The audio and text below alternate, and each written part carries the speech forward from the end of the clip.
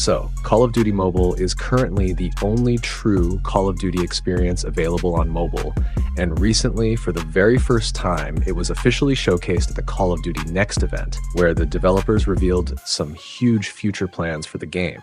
This was a big moment for the Call of Duty Mobile community, finally getting recognition on the main stage, alongside titles like Black Ops 7 and Warzone. But while all that hype is exciting, there are still some major issues in Call of Duty Mobile that need to be fixed as soon as possible if the game really wants to evolve and keep up with the future of mobile FPS gaming. So today, we're going to break down the top 5 biggest problems in Call of Duty Mobile that desperately need attention. Number 1, bad SBMM, skill-based matchmaking.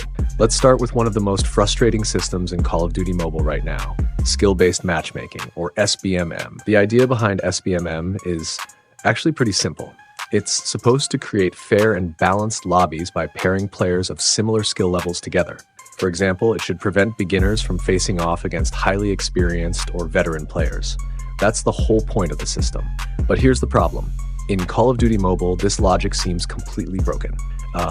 You'll often find yourself placed in a lobby where your teammates are absolute beginners, while the enemy team is full of professional level players or sweats with god-tier aim.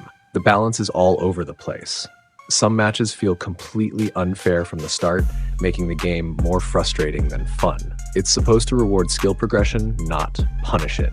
The devs really need to fine-tune the system so that lobbies are actually balanced, especially in ranked matches where fair competition is everything. Right now, SBMM in Call of Duty Mobile feels like a malfunctioning system that ruins the experience for both casual and competitive players. Number 2, too fast TTK, time to kill. The next major issue is the ridiculously fast time to kill. For those who don't know, TTK means how long it takes to eliminate an enemy after you start shooting. In Call of Duty Mobile, that time has gotten insanely fast, and unfortunately, it keeps getting faster with every new weapon added to the game. Currently, the CX-9 Burst holds the record for the fastest TTK in Call of Duty Mobile, clocking in at an unbelievable 116 milliseconds. That's less than the blink of an eye. To put that in perspective, the average and most balanced TTK should be around 240 milliseconds, which gives players enough time to react, strategize, and actually fight back. But when the TTK is this low, it turns the game into a pure reaction test. Whoever shoots first almost always wins. This fast TTK also heavily benefits players with low ping or pay-to-win weapons, creating a gap between normal players and those with better devices or stronger internet connections. Slowing down the TTK just slightly would make gunfights feel more skill-based, more competitive, and overall more enjoyable. Number 3, non-existent anti-cheat system. Now, this one's a big deal. Call of Duty Mobile claims to have an anti-cheat system, but let's be real, it's almost non-functional. On paper, it sounds good. Detect cheaters, ban them, and keep the game clean. But in practice, it's a total mess.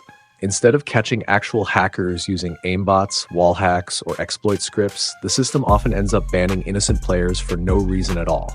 Sometimes for a few hours, sometimes for days, and in extreme cases for 10 years. Yeah, that's basically a permanent ban. Back in 2022, even the popular Call of Duty mobile YouTuber Ferg got hit with a 10-year ban by mistake, which was later overturned only because of his status. But what about the average player who doesn't have that kind of visibility? They just lose their account forever with no explanation or support. That's just heartbreaking. The devs need to completely overhaul the anti-cheat system and make it more reliable. Catch the real cheaters, protect legit players, and actually listen to ban appeal reports. It's long overdue. Number 4, outdated movement mechanics.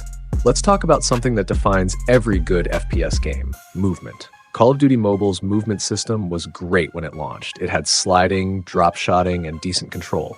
But compared to newer mobile FPS games, it's starting to feel outdated.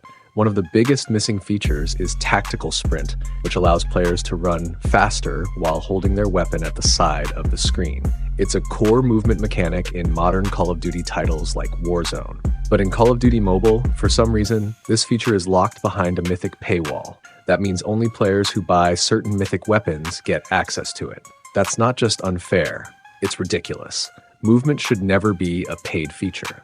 Other games like Delta Force Mobile, including tactical sprint as a default movement option, Adding it to Call of Duty Mobile for everyone would be a total game changer. It would make gameplay feel smoother, faster, and more in line with next-gen standards.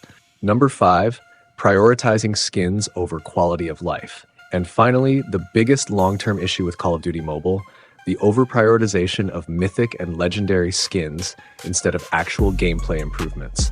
It's no secret that the developers have been focusing more on designing flashy skins, fancy animations, and cosmetic effects rather than fixing the game's core problems. Yes, skins make money, and sure, they look cool. But when players keep dealing with poor matchmaking, cheaters, and outdated mechanics, it's hard to stay excited for the next mythic draw. Instead of pumping out new skins every month, the devs should start listening to the community and focusing on improving the game's performance, optimization, balance, and mechanics. And this problem doesn't just lie with the developers, it's also with the community. Many players care more about which mythic looks better than whether the game actually runs well. Both sides need to shift their priorities if Call of Duty Mobile wants to stay relevant in the modern mobile FPS scene. So what do you guys think? Are there any other things you believe need improvement in Call of Duty Mobile? Let me know down in the comments section. I'd love to hear your thoughts. And hey, if you enjoyed this breakdown, don't forget to drop a like, subscribe to the channel, and turn on notifications so you don't miss future updates and gameplay discussions. Thanks for watching, and as always, I'll see you in the next one. Until then, take care, stay safe, and peace out.